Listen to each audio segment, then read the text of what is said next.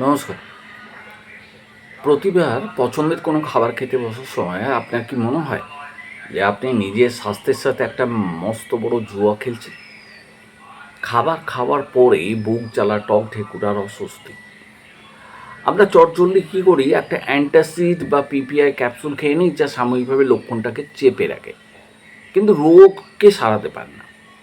2026 সালের এই ব্যস্ত জীবনে প্রসেসড খাবার আর অতিরিক্ত মানসিক চাপ গ্যাস্ট্রিক প্রবলেমকে একটা মহামারী বানিয়ে দিয়েছে।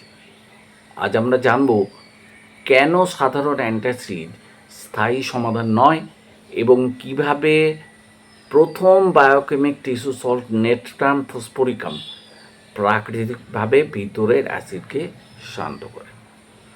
তবে গোড়াতেই বলে রাখি যে এটা শুধুমাত্র একটা ধারণা দেওয়ার জন্যে নয়।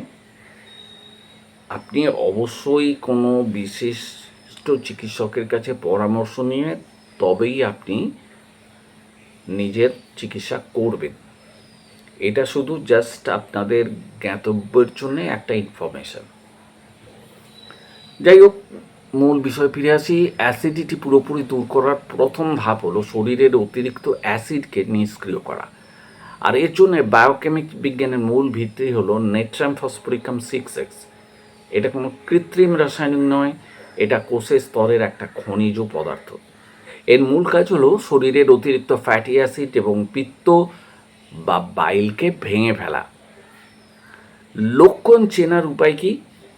আপনার যদি মুখ দিয়ে টক জল ওপরে উঠে আসে এবং জিভের একদম পেছনের দিকে একটা হলদেটে বা ক্রিম রঙের আস্তরণ বা কোটিং পড়ে থাকে, তবে বুঝবেন আপনার শরীরে নেট্রাম ফসের অভাব হয়েছে। এটা পাকস্থলীর অতিরিক্ত হাইড্রোক্লোরিক অ্যাসিড তৈরি হওয়াকেও বন্ধ করে।